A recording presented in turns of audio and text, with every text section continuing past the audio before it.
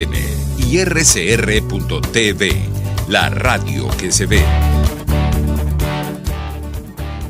El siguiente programa de opinión contiene elementos de lenguaje, salud, sexo y violencia que pueden ser escuchados por niños, niñas y adolescentes sin supervisión de sus madres, padres, representantes o responsables. RCR presenta Buen Provecho, una producción nacional independiente con certificado número 22.388 para dar cumplimiento al artículo 14 de la Ley de Responsabilidad Social.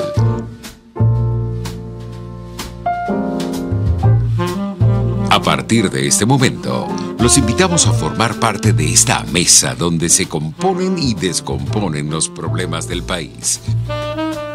Buen Provecho con Thaís Peñalver. Buenas tardes, maravillosa audiencia de Radio Caracas Radio. Bienvenidos a Buen Provecho. Recuerden, Radio Caracas Radio, pionera de la radiodifusión en Venezuela y además cumpleañera. 87 años, que se dicen fácil, pero bueno, siempre al lado de todos los venezolanos, sobre todo de los caraqueños, en estos momentos acompañándolos a ustedes en sus necesidades, en la búsqueda de medicamentos. Todo el año ha sido intenso, el año anterior. Esperemos que las cosas cambien en algún momento, son nuestros deseos de Navidad. Hoy tenemos un programa también muy especial para esta temporada navideña. Vamos a hablar de libros, vamos a hablar de esas editoriales que se atreven en estos momentos tan complicados, con esta inflación, con estas circunstancias económicas tan terribles para todos los venezolanos. Hay editoriales que se atreven y tenemos a cada uno. Tenemos la editorial Dávar, de Sergio Dávar, y tenemos al propio Sergio con nosotros. Bienvenido, Sergio, buen provecho. Bueno, muchísimas gracias por la invitación y bueno, para poder compartir con tu audiencia. Nos acompaña también nuestro queridísimo profesor Daniel Barnaghi, porque él no se iba a perder esta conversación de hoy con Sergio Dávar para hablar de libros, de editoriales, de títulos, de contenidos. Bienvenido, Daniel. Muy buenas tardes, querida audiencia. Thaís, yo creo que ya te diste cuenta de esa vena mía, en la cual cuando tú invitas a la gente que tú invitas, yo no me puedo perder esas oportunidades ninguna manera. Claro que no. Así yo encantada además de que nos acompañes. Y yo honrado y agradezco mucho la oportunidad porque además Sergio es, desde el punto de vista de los libros de la editorial que ha trabajado, un personaje que tiene una influencia probablemente mayor a la que él mismo estima dentro del ámbito académico. Porque los libros que él ha editado, varios, entre ellos el tuyo, por cierto, se están convirtiendo poco a poco libros de texto en el ámbito universitario, tanto en pregrado como en posgrado. Así que desde ese punto de vista me pareció una oportunidad de oro poder conversar con alguien que cree en el conocimiento, que cree en el país, que cree en los autores venezolanos y que sobre todo cree en la capacidad de transformación social a través de los libros que él está editando. Así que para mí es un honor, un placer y gracias por la invitación también. Bueno, muchas gracias. Está Sergio Dávar de alguna forma escribiendo la memoria histórica de Venezuela, de la historia moderna de Venezuela. Bueno, yo no, pero sí creo que la editorial que he fundado, que se llama Editorial Dávar, ha hecho un trabajo de registrar lo que son estos tiempos negros de Venezuela. Y porque siempre pienso mucho que si no dejamos registro de esto que está ocurriendo, puede ocurrir que después, a veces nos ocurre que tenemos memoria frágil, nos olvidemos de lo trágico que fue toda esta época. Entonces allí están muchos de los testimonios de gente que ha sido encarcelada injustamente, de gente que ha sido abusada y atropellada y perseguida y exilada. Allí están pues ensayos, trabajos que intentan ofrecer miradas sobre lo que está ocurriendo en Venezuela. Hay trabajos, como bien decía Daniel, tu libro, que es una extraordinaria investigación apoyada en lo que es la palabra del dictador, pues bueno, cómo tergiversó y cómo cambió la historia para vender una cosa que es totalmente mentira. Entonces, bueno, sí hemos trabajado mucho eso, y creo que lo que nos obsesiona mucho es el tema del registro, dejar memoria. En este instante acabamos de publicar el libro de Leopoldo López, que es un libro que, si bien por un lado es el libro de un perseguido, de un preso de conciencia, es una propuesta. Es curioso porque es un libro que yo creo que en un país donde no hay propuestas, lamentablemente, es un libro que propone algo al país para debatir. Y deberíamos celebrarlo. Sobre todo con un tema tan importante como es el tema energético, el tema de petróleo. Los venezolanos vivimos del petróleo y poco sabemos del petróleo. Sí. Este libro salió ¿cuándo? ¿La semana pasada? Salió la semana pasada, se presentó en la Feria del Libro, en el Festival de la Lectura de Altamira. Es un libro que tiene un prólogo de Moisés Naín que no tiene pérdida. Es un libro que fue presentado por José Toro Hardy en una presentación también que fue muy importante, porque Toro Hardy hizo un trabajo de condensar en 45 minutos una historia de lo que nos interesa saber sobre el petróleo y de cómo desembocamos en esta propuesta de Leopoldo López y Gustavo Vaquero. Hay que recordarle a la audiencia que Gustavo Vaquero, un hombre muy joven, pero que un profesional de primera línea, que hoy en día es el jefe de planificación estratégica de la empresa State Oil de Noruega, pues es un hombre que tiene muy buen nivel en el área de petróleo, y han hecho un trabajo de verdad importante, un trabajo que merece ser destacado. Y bueno, es un libro muy laborioso, un libro terrible, porque ese libro se empezó a escribir cuando Leopoldo estaba en Ramo Verde, y allí él tuvo que vivir la experiencia de que, por ejemplo, le destruyeran los papeles que él escribía para generar cuadros que se estaban haciendo para el libro. Lo escribían en la piel de Lilian y de Antonieta, y los militares le borraban con alcohol todo lo que tenían escrito. En fin, era todo un acoso y un amedrentamiento muy fuerte, pero el libro lo pudo hacer, lo pudo escribir, lo pudieron transmitir, porque Antonieta y Lilian han sido de verdad de una tenacidad muy grande, y Gustavo ha hecho un trabajo de ensamble total muy bueno, muy bueno. Sí, ahí hay buenas referencias sobre el libro. Podemos recomendarlo, está a la venta en este momento. Sí, está a la venta en todas las librerías. Es un libro, como digo, es un libro que es una propuesta, ellos lo quieren plantear como una propuesta de debate, pero es fundamental, porque creo que, digamos, después de 18 años lo que nos queda en el ambiente es una atroz corrupción, y una empresa que, no sé, de 20.000 o 40.000 personas pasó a tener 140.000 y vender lechugas y leche Los Andes. Bueno, entonces... Hasta un partido político parece que es PDVSA. Entonces, creo que esto es por primera vez una propuesta seria que plantea cómo hacerle llegar eso a todos los venezolanos y que puedan disfrutar de algo que le pertenece a todos. Sergio, tú representas en cierta forma lo que yo llamo los forjadores de la nación venezolana, que tienen orígenes foráneos. Algunos de esos forjadores nacieron fuera de Venezuela, como es tu caso, y deciden, o vienen con sus padres o vienen ellos mismos a Venezuela, y deciden hacerla su patria para siempre. Deciden hacer vida acá, hacer familia acá, pasar su vida acá y contribuir, cada quien desde su punto, con Venezuela. Y tú eres un ejemplo, y eres un ejemplo además notable. Me gustaría que nos hablaras un poco de ti. ¿Cómo llegas a Venezuela? ¿Qué estudiaste? ¿Dónde? Y cómo eso se años después en la editorial que estás fundando. Bueno, yo llegué a los 17 años a Venezuela. Mi familia, mi padre y mi madre, yo soy hijo único, éramos 3 personas nada más.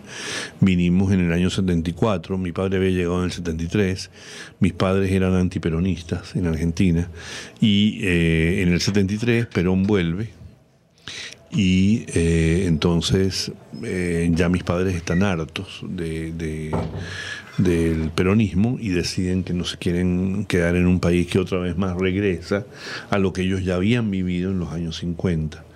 Papá había estado preso, en fin. Entonces es una cosa como trágica, porque después él, al final de su vida, vio cómo llegaba el chavismo a Venezuela y era como una especie de retorno a la misma situación, ¿no? Entonces, ¿tu editorial es un tributo a la vida de tu papá? Bueno, no lo he pensado así, pero puede ser que sea un tributo a algo que a mí me enseñó mi padre, y es que cuando aquí metieron preso a Carlos Andrés Pérez, cuando, digamos, lo Defenestraron. Lo defenestraron. Yo siempre pensé que eso era una tragedia para Venezuela, porque yo ya había vivido en Argentina cómo los gobiernos empezaban democráticamente y la gente, que tenía una especie de angustia porque no eran gobiernos muy sexys, los llamaban a los militares y le daban un golpe de Estado. Entonces por eso yo tengo una posición personal muy fuerte con esto. Creo que si Carlos Andrés Pérez era malo, había que terminar del gobierno, y cuando terminara no volvía nunca más a ser presidente, pero había que dejar que terminara. Institucionalmente creo mucho en eso. Entonces es un tributo a eso, a un tema democrático y civil. O sea, y yo estoy entendiendo que es un tributo a las instituciones democráticas, Sí. digamos, a lo que significa no tomar los caminos cortos, sino los caminos institucionales para resolver los conflictos sociales. En Argentina fueron muy nefastos esos caminos cortos. Sí. Es la experiencia que tengo. Entonces, ¿dónde surge la idea de hacer esta editorial para publicar libros que tienen, para mí, un elemento en común? Yo los tomo, hasta ahora los que he leído, para mí son libros de naturaleza académica, aunque pudieran ser interpretados de naturaleza opinática, testimonial o de investigación. Sí. Pero para mí tiene un sustrato académico. Sí. ¿Cómo llegas a esta línea editorial? A ver, uno, porque siempre viví entre libros. Mi madre fue una gran lectora, me dio esa pasión. Y siempre hemos tenido muy buena biblioteca, la teníamos en Argentina, la hemos tenido aquí. Y en algún momento, cuando salí del Nacional, después de 20 años de trabajar en el Nacional como periodista y editor, me di cuenta que si yo quería vivir de algo, era de los libros que me gustaban. Y eso es una de las cosas que me marcó para crear una editorial. La segunda es que yo trabajé para Random House, un sello editorial alemán-español, y era scout, buscaba talento que se convirtiera en libro que vende. Entonces también cuando ellos se deciden ir del país, yo decidí que entonces eso que yo hacía para Random lo iba a hacer para mi editorial. Y ahí se dio la posibilidad de hacer la editorial y de empezar a construirla.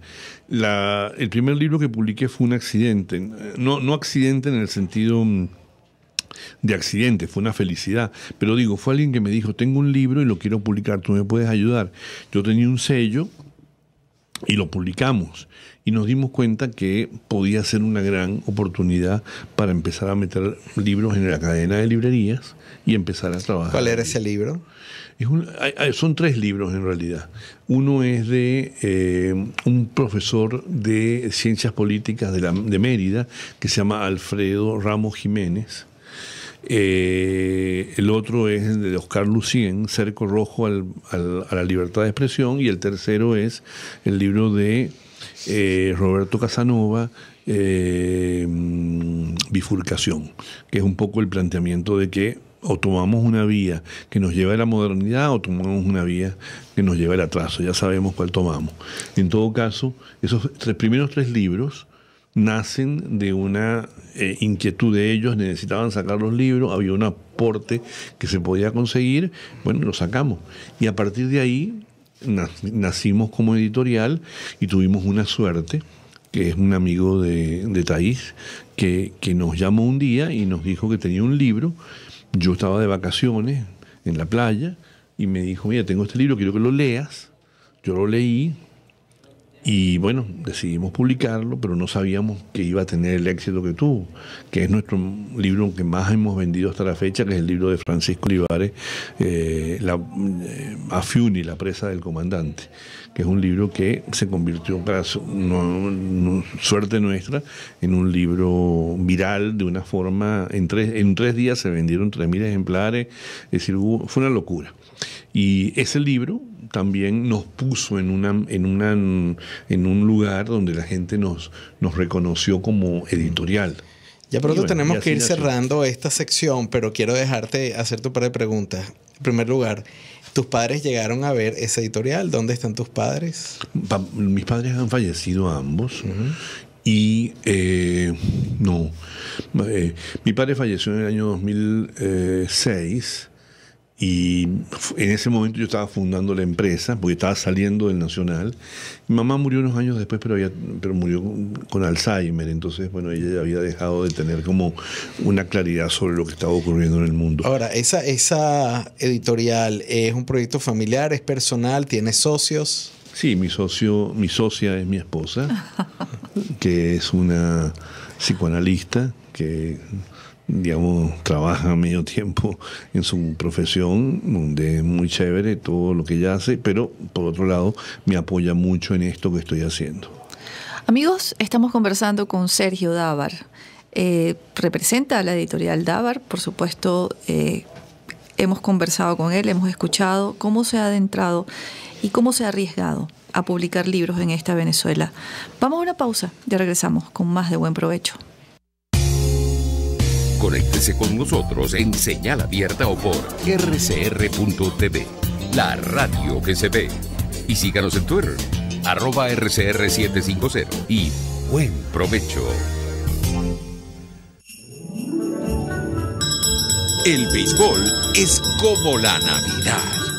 Es entretenido, es emocionante, es un buen momento para compartir, es muy venezolano.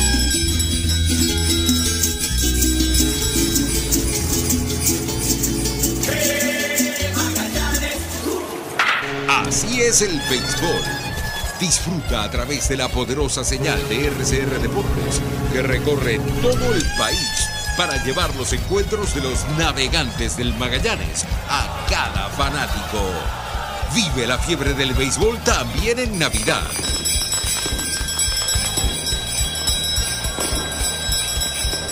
No te pierdas ninguna de nuestras transmisiones a través de nuestra red de emisoras a nivel nacional y en internet a través de rcr.tv. Somos RCR Deportes, circuito oficial de los navegantes del Magallanes. 100 años, campeones por siempre. Hola amigos, soy María Corina Machado. Todos los martes, María Corina estará contigo por RCR 750 AM. Acompáñenme de 1 a 2 de la tarde.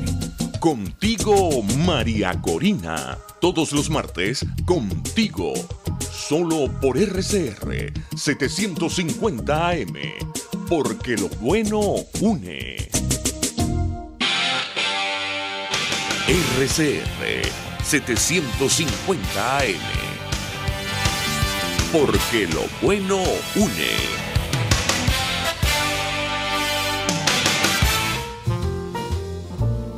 Análisis, opinión, entretenimiento y mucho más. Escucha Buen Provecho con Thaís Peñalver por RCR 750 AM.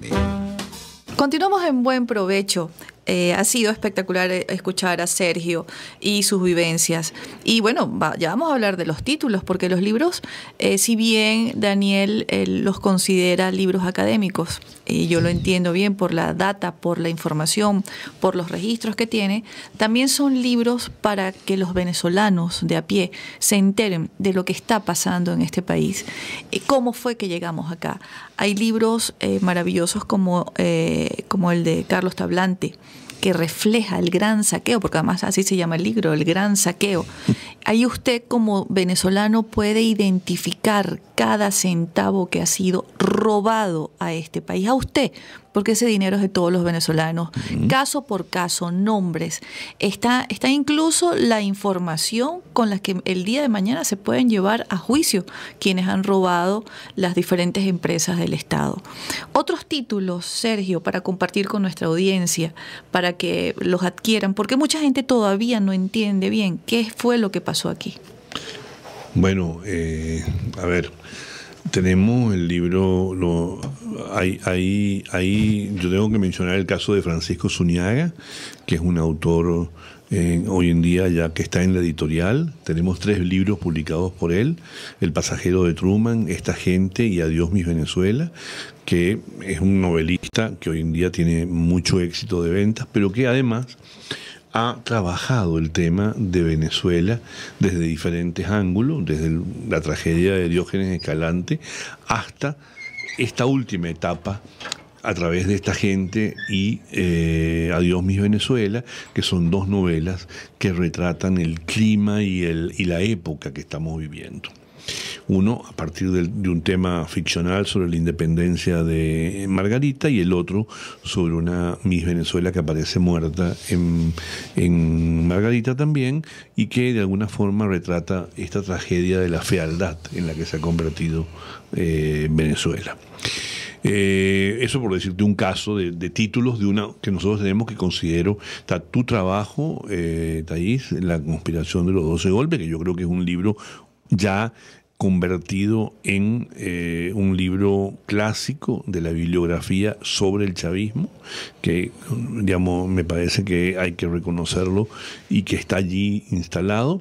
Acabamos de publicar, por ejemplo, Los brujos de Chávez, de un periodista llamado David Placer, con quien yo trabajé en el Nacional en una época. Él era muy joven, yo estaba en un cargo más de responsabilidad, pero ahí nos conocimos y después vi el trabajo que había hecho, una investigación impecable sobre digamos, la forma en que Fidel Castro advierte lo que significaba el mundo de los santeros, el mundo de los babalaos, el mundo de la brujería para Chávez, por esta obsesión que tenía de que le habían dicho de que él iba a morir antes de los 60 años, una mujer le había dicho que él venía marcado. Entonces, cómo eso es aprovechado por Fidel para meter a los babalaos en la administración pública. En Miraflores. En Miraflores, pero y en toda la administración. Es decir, Aeropostal en un momento dado no tenía empleados, sino eran miembros de estos grupos, con todas las pulseritas y todos los temas. Y la vestimenta y todo aquello. Todo. Entonces, es decir, digamos que hay algo que ocurrió en Venezuela que mucha gente lo deja pasar así como muy por encima, pero cuidado, hay temas incluso que se están hablando de que entre la jerarquía militar eso se rompió para darle paso a los niveles de la santería y de todo esto. Ese es un libro que también creo que se ha convertido ya en un libro que está dentro de lo que sería esta bibliografía sobre el tema del chavismo. Los libros sobre corrupción que tenemos son libros que realmente acabas de mencionar: El gran saqueo y estado delincuente, de Carlos Tablante y Marcos Tarre, pero tenemos Los rastrilladores de estiércol. Son todos los premios hippies sobre corrupción, y luego Panama Papers, que son todos los temas que surgieron a partir del descubrimiento de esta empresa en Panamá y de todas las empresas que fueron registrando para robar mucha gente relacionada con el gobierno, en donde hay un casi que yo diría una biblioteca sobre la corrupción, que además, donde está toda la información de lo que está refiriendo hoy en día. Ese es el de Alfredo Mesa. Uno es editor Alfredo Mesa, Eva Schaffenberg y Joseph Polisuk, y en el otro es Marianela Balbi por Ipis. Pero lo que quiero, y David González. ¿Cómo se llaman esos libros? Uno, Rastrilladores de estiércol, que es un título muy raro, que tiene esa cosa curiosa de que hay que explicarlo, ¿no? Porque no se entiende. Rastrilladores de estiércol eran los periodistas, y Roosevelt llamó así a los periodistas que hurgaban en la basura para buscar investigaciones, y les llamó que eran unos rastrilladores de estiércol.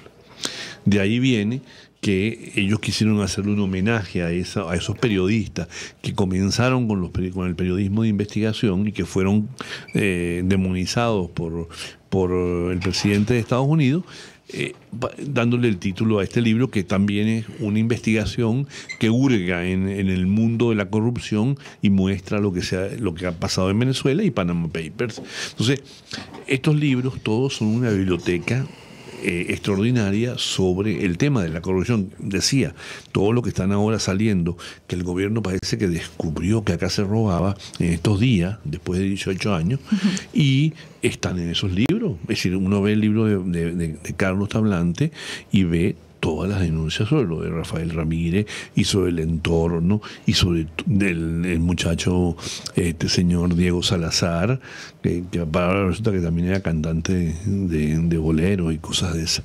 Entonces, bueno, ese mundo, esa decadencia está en estos libros. Fíjate, Sergio, justamente hacia eso quiero apuntar, y probablemente te lo vuelvo a preguntar un poquito más adelante. Tú estás proporcionando un conjunto de libros que hablan realmente de lo peor de nuestra historia. Estás hablando de brujería, estás hablando de corrupción, de saqueos, de robos. Pudiera parecer que ahí no se vislumbra ninguna esperanza, pero yo te hago la pregunta. Primero, ¿qué has aprendido tú de todos esos libros que has publicado, perdón? Pero sobre todo quiero saber eso. ¿Cuál es el lado positivo de todo ese horror? El lado positivo que yo veo, primero, que mucha gente quizás no lo vea así, es que las editoriales terminan conformando bibliotecas para que la gente no olvide. Y yo creo que eso es positivo. Sería terrible que dentro de unos años, es decir, la gente diga, Ramírez, ¿quién es Ramírez? ¿O quién fue el teniente Jesse Chacón? O sea, bueno, no, aquí hay una gente que hizo unas cosas muy terribles y bueno, y hay unas denuncias y unos libros que han hablado sobre ese tema, sobre una decadencia. Bueno, yo entiendo... Eso yo creo que es muy positivo, aunque pueda parecer casi que torturador, casi decir, bueno, pues yo voy a leer encima de todo lo que nos ha pasado, voy a leer esto. Bueno, ese registro tiene que quedar. Sí, bueno, yo me identifico contigo. Obviamente nadie mejor que el hijo de los sobrevivientes del Holocausto para entender lo que significa no olvidar. Perdonar es otro tema, pero no olvidar es medular para poder reconstruir una nación. Las naciones no se pueden reconstruir a partir del olvido.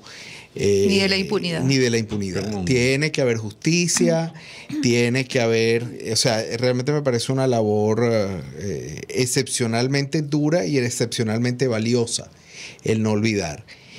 Pero me pregunto, ¿no te podrían decir que quizás tu editorial está en extremo sesgada?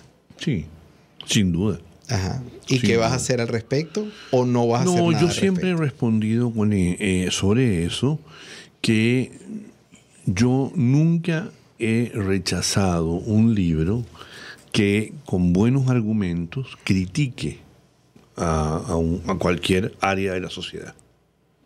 Yo no lo he hecho. Pero tiene que ser sólido.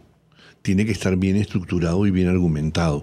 Y a mí no me ha llegado ningún libro desde el chavismo con solidez criticando a la oposición. El día que me llegue, de repente yo evalúo publicarlo y no estaré sesgado. Pero hoy en día estoy sesgado por unos libros porque yo no publico, alguien podrá pensar que sí, pero yo no publico cualquier libro. Al primero que me tienen que convencer es a mí de que lo que me están planteando como libro es un libro válido. Ahora, sí, yo sí creo, comparto contigo, yo tengo un punto de vista sesgado. Justamente... En ese punto quiero regresar a una palabra que mencionaste antes, pero no recuerdo si fue al aire o fuera. El antiperonismo. ¿Es antiperonismo o es antipopulismo? ¿Qué es lo peor que tú piensas que estos dos sistemas le han impreso a la historia del continente americano? Yo recuerdo claramente cuando fui a Buenos Aires, nunca lo voy a olvidar. Yo fui al Museo de Evita Perón.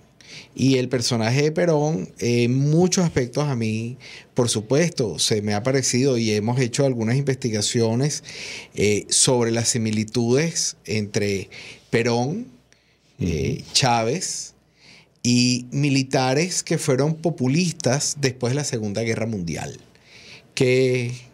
Bueno, ¿Qué piensas? Diría que el gran mal es el populismo. Ese es el mal. Lo que pasa es que, bueno, denominas al gobierno de Argentina en esa fecha como peronismo.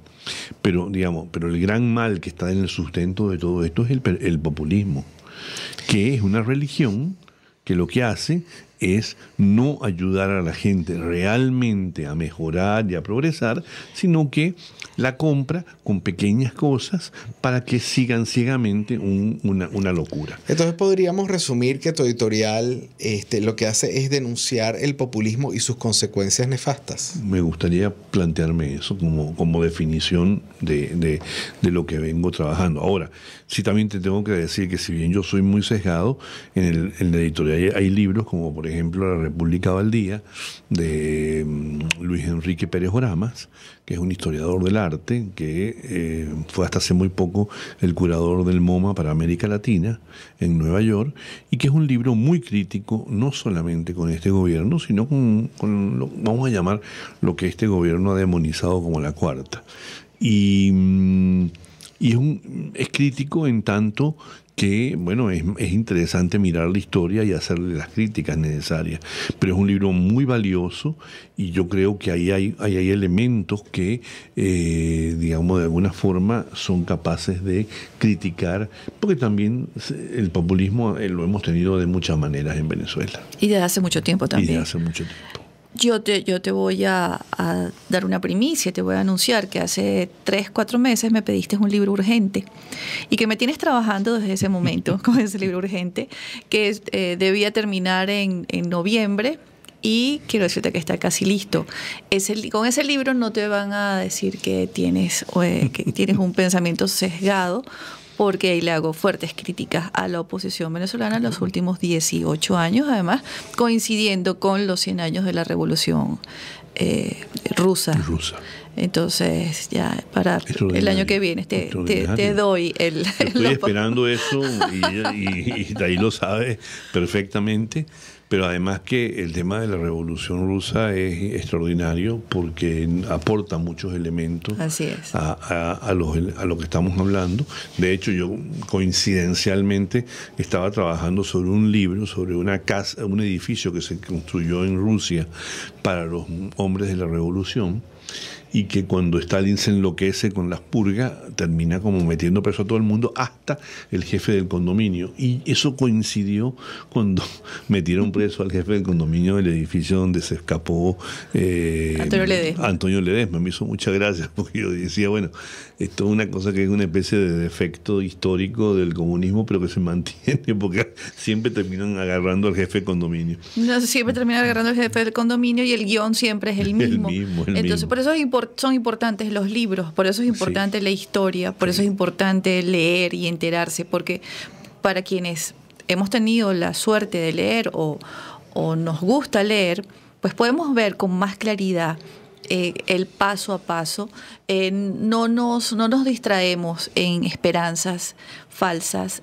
Nos piden que seamos positivos y no podemos ser positivos cuando estamos viendo las cosas que están ocurriendo, cómo nos llevan a un episodio decimonónico otra vez, cómo lo que ha fracasado en el mundo pretenden imponerlo acá en Venezuela y además cómo sobrevive en tiempo y espacio, que es lo que más nos llama la atención. Vamos a una pausa, amigos. Estamos conversando con Sergio Dávar y el profesor Daniel Barnaghi. Estamos hablando de libros de la editorial Dávar y esta memoria histórica que está quedando registrada para el futuro de Venezuela. Ya regresamos. Usted escucha Buen Provecho con Thaís Peñalver por RCR 750 AM. Son las 12:38. Es la hora de aprovechar el tiempo para realizar tus operaciones con la banca electrónica Banesco. Fácil no, muy fácil. Banesco contigo.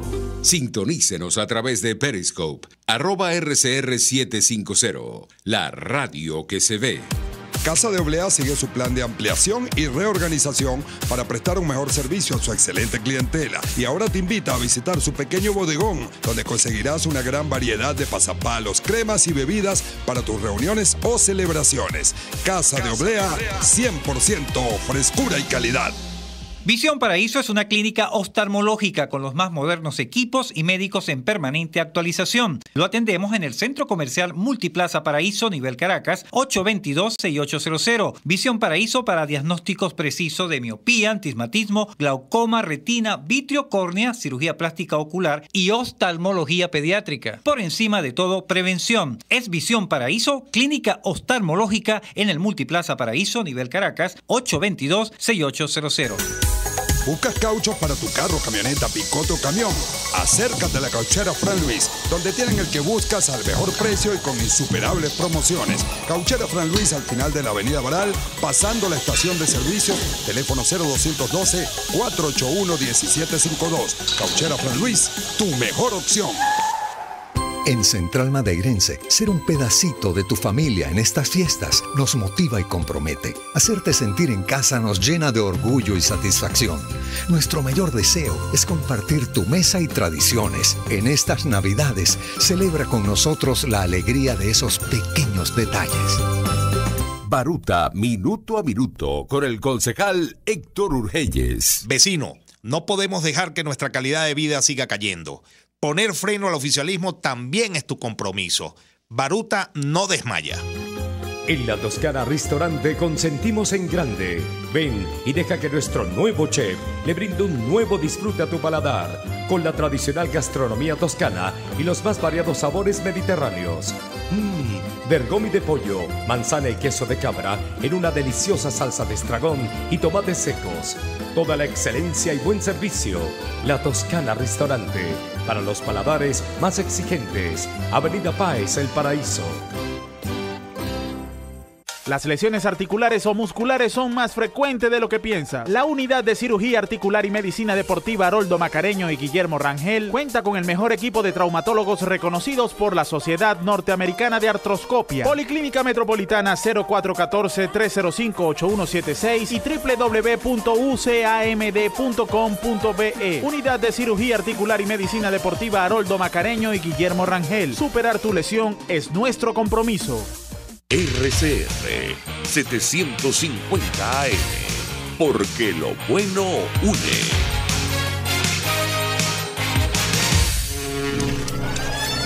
Toda Venezuela es territorio magallanero. Somos RCR Deportes, circuito oficial de los navegantes del Magallanes, campeones por siempre. Disfruta el encuentro de hoy entre Navegantes del Magallanes y Cardenales de Lara desde el Estadio Antonio Herrera Gutiérrez de Barquisimeto a partir de las 6:45 de la tarde.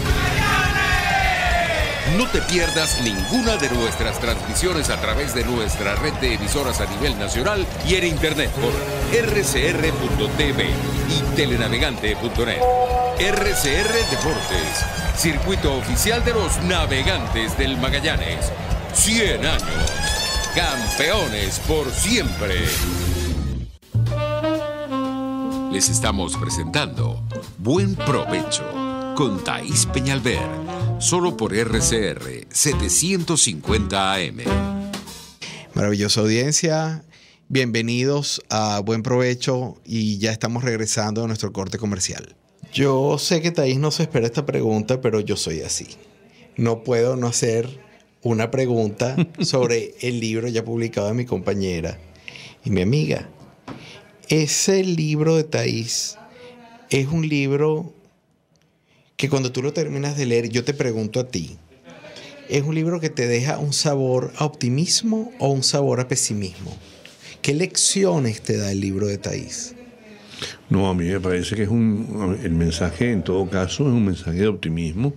Primero, es un libro bien escrito y bien investigado. Eso aporta cosas importantes para el país. Dos, es un gran alegato contra el militarismo y contra el saboteo del militarismo contra una Venezuela civilista. Entonces, yo sí creo que es un tema positivo y es un tema que a mí me deja al final la sensación de entender que hay una intelectualidad que apuesta por unas cosas que son importantes en Venezuela. Y tomando ese libro como eje y este que nos está prometiendo, ¿qué piensas tú? ¿Cómo se construye la solución hacia lo que ha sido Venezuela, que ha sido víctima del populismo, víctima del militarismo, víctima de una oposición completamente incapaz, totalmente desconocedora de lo que es la planificación estratégica? ¿Cómo se construyen las soluciones para un país en crisis que perdió toda noción de institucionalidad? Es muy difícil esa pregunta que me haces, porque yo no soy un estratega para resolver los temas del país. Apenas soy un editor que hace su trabajo. Pero digamos que creo que el país tiene que reflexionar.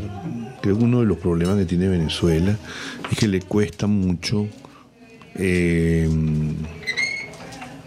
pensar lo que le ocurre. En general pasamos de una tragedia a otra sin hacer mucha reflexión sobre eso. Y yo creo que a nosotros nos vendría bien reflexionar, porque no todo lo que tenemos como oposición es malo, hay cosas que han sido interesantes. Por otro lado, creo que el gobierno también tiene unas debilidades, a pesar de que en principio lucen siempre como muy todopoderosos y que todo lo resuelven y que todo les sale bien. Entonces, yo sí creo que hay que evaluar muy bien contra quién estamos enfrentándonos, evaluar los problemas que tenemos y sobre todo hacer reflexión. La derrota es siempre una de las mejores maneras de crecer, lejos de creer que el éxito es lo único que te lleva hacia adelante. Pero tú, a título personal, cuando vas a hacer mercado, ¿no sientes que ya tú, como parte de la población venezolana, está un poco harta de aprender y quisiera realmente vivir ya la respuesta a ese aprendizaje? Sí. No, claro, totalmente. Como persona cotidiana, como ciudadano cualquiera, totalmente de acuerdo contigo. Y no es que yo pueda en ese momento ponerme a reflexionar mucho. Me molesto demasiado. Quiero tocar otro punto contigo bien distinto. Tú tuviste una larguísima, importante trayectoria en un medio de comunicación impreso que tuvo distintos momentos, distintas posturas con respecto al expresidente Chávez. En algún momento fue un medio sumamente, viéndolo en retrospectiva, por supuesto, complaciente, incluso aupador, primero en la candidatura y luego en la presidencia del expresidente Chávez. Incluso hubo euforia. Recuerdo muy claramente cuando los primeros años de la presidencia de Chávez iba al aniversario nacional. Y luego ese mismo medio se convirtió en uno de los medios más críticos, más acérrimamente opositores a esa misma presidencia que había upado. Entonces, la pregunta es una pregunta más al comunicador. ¿Piensas que parte de lo que estamos viviendo es culpa de los medios de comunicación? Los medios de comunicación tienen su parte en todo lo que estamos viviendo.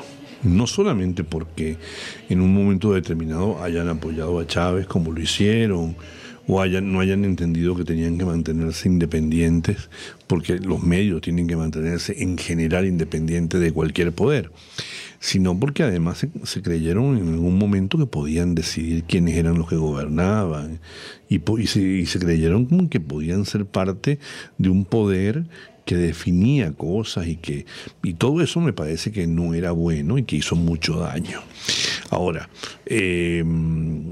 en lo personal tengo que decirte que cuando yo trabajé en el Nacional y yo estaba en ese momento viviendo todo esto que ocurrió, yo siempre marqué una distancia muy grande.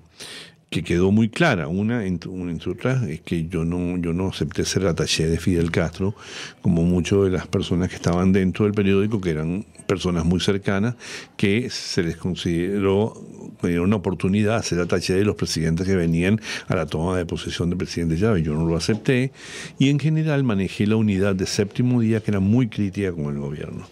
Yo publiqué una entrevista con Ceresole, que fue una incomodidad muy grande en esa relación que había entre el periódico y el gobierno. Entonces, digamos, de alguna forma a veces la historia también te permite estar dentro de un sitio donde hay una relación muy extraña con el poder, pero que por otro lado tú también tienes una posibilidad de marcar una distancia. Pero entonces yo te pregunto si fue esa la experiencia que te empujó a fundar tu editorial.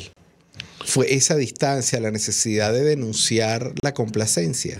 Yo siempre me he considerado un creador de contenidos. Lo era mientras estaba en el periódico, y cuando terminó el periódico me di cuenta de que yo podía seguir creando contenidos que fueran de valor para los lectores, a partir de libros que me fascinaban. Y por eso fue que lo hice, siguiendo la misma línea, creyendo en que hay que darle información a la gente para que tome opinión, para que tome decisiones, para que piense lo que tiene que pensar. Sí, bueno, me es inevitable asociar la palabra contenido a el concepto de inteligencia gris. Después de haber leído tanto, de haber publicado tanto, en tu opinión, ¿cuál es la inteligencia gris que estuvo detrás del chavismo y que está detrás del madurismo? ¿Quiénes están detrás? Que son poco visibles. Yo creo que hay una inteligencia cubana que sin duda ha estado muy presente, y todo lo que aprendieron en Cuba a lo largo de muchos años de sobrevivencia frente a diferentes enemigos se trasladó para acá y ha servido para que este gobierno haga guerra sucia y muchas cosas. Pero ahí también te contrapunteo, porque en los primeros años de la presidencia del expresidente Chávez hubo inteligencia americana y hubo asesores americanos y de lo que podríamos llamar la parte occidental de la cultura. ¿Qué pasó? ¿Cómo estas dos inteligencias grises se contrapesaron y una salió y la otra quedó? No es extraño eso. A lo largo de los años hemos visto cómo Estados Unidos ha apoyado a muchos movimientos que después se han convertido en enemigos de ellos y en grandes tragedias. O sea, Al-Qaeda,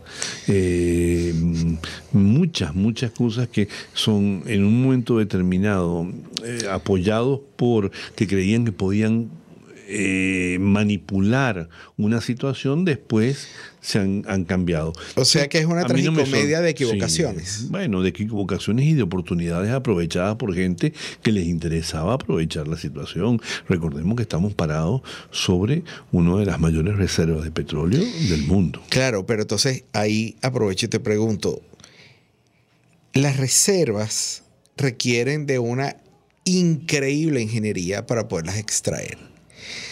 Mucha de esa ingeniería se ha deteriorado con los años, y en particular en los últimos años, y estamos viendo que hay un decaimiento en la producción de todos estos pozos que están distribuidos en el país. Y entonces yo me pregunto, ¿qué están buscando estas otras inteligencias, estos poderes detrás del poder de este país que está cada vez más deteriorado en su capacidad de producir? ¿Vamos simplemente en algún momento a dejar de ser interesantes para Cuba, por ejemplo? Cuba yo creo que ya ha sacado muchísimo provecho, pero quizás lo que haya que pensar es si alguien no va a sacar provecho también en la reconstrucción de esto, después de que se destruyó. Así pasó con algunos países en el Medio Oriente. ¿Tú piensas que este tipo de sistemas que están cada vez más cohesionados alrededor de soportarse y mantenerse en el poder son quebradizos? ¿Puede llegar a algún evento, algún hecho fortuito, no planificado, que genere algún cambio en lo que es la directriz del poder en el país? Yo sí creo. O sea que tienes esperanzas. Sí tengo esperanza. Sí tengo esperanza, porque la historia me dice que eso ya ha ocurrido. Esto no está inventando nada nuevo. Nos queda solamente un minuto. ¿Dónde colocas tú tu esperanza? ¿En la gente, en las instituciones, en la historia del país, ¿Dónde está nucleada esa esperanza? Yo coloco muchas las esperanzas en la gente, yo creo mucho en la gente, y también en la capacidad de equivocarse y de fracturarse de este gobierno. Querida audiencia, ya regresamos en un momento. Conéctese con nosotros en señal abierta o por rcr.tv, la radio que se ve. Y síganos en Twitter, @rcr750 y buen provecho. En Venegroup somos la solución en envíos aéreos y marítimos. Ofrecemos servicios con la mejor calidad y en tiempo récord, de manera fácil y segura, a través de comprasyenvíos.com. Contáctanos 0251-710-4945 y por nuestras redes. Venegroup, aliados en compras y envíos. En Central Madeirense, ser un pedacito de tu familia en estas fiestas nos motiva y compromete. Hacerte sentir en casa nos llena de orgullo y satisfacción. Nuestro mayor deseo es compartir tu mesa y tradiciones. En estas Navidades, celebra con nosotros la alegría de esos pequeños detalles. Es momento de crecer, aprender cosas nuevas, desarrollarnos. Necesitamos más espacio. Creo que es mejor que nos tomemos un tiempo. Tiempo es lo que te sobrará, porque ya no hace falta ir a una agencia gracias a la banca electrónica Banesco. Transfiere, consulta, paga tus tarjetas y servicios de forma rápida y segura y mucho más. Fácil no, muy fácil. Banesco contigo.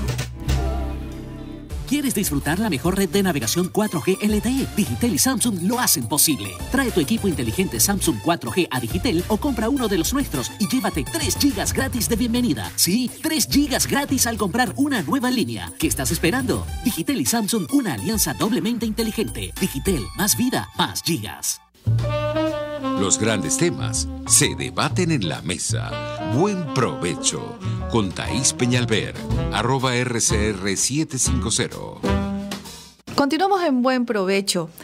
Ha sido espectacular escuchar a Sergio y sus vivencias. Un mensaje para Venezuela, Sergio, un mensaje para la gente joven, para los que se están yendo, para los que se fueron, porque aquí nos escuchan por rcr.tv, la diáspora venezolana, tanto fuera como dentro de Venezuela.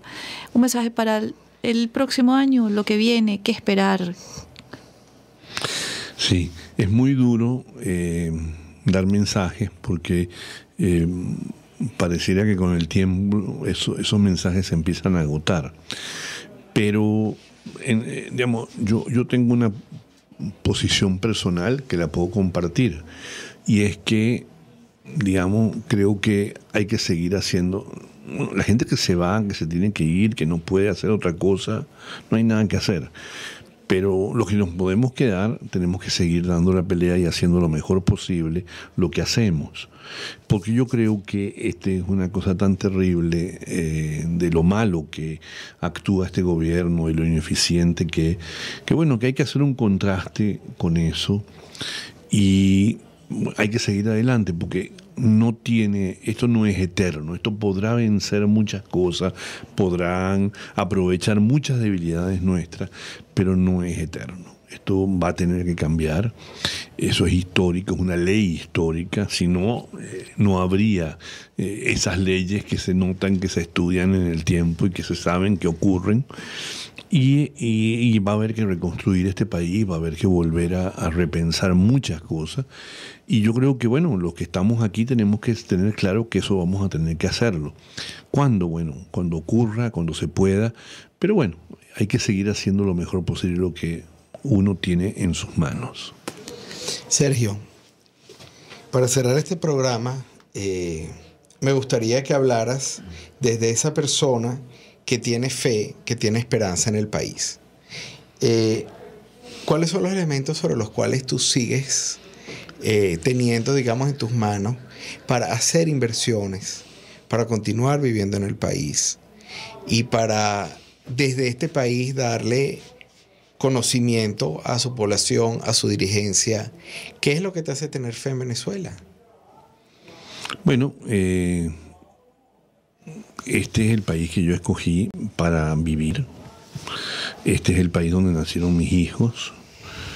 Y este es el país que yo quiero que sea el mejor del mundo, porque aquí es donde yo estoy y donde yo aporto las cosas para que las cosas funcionen.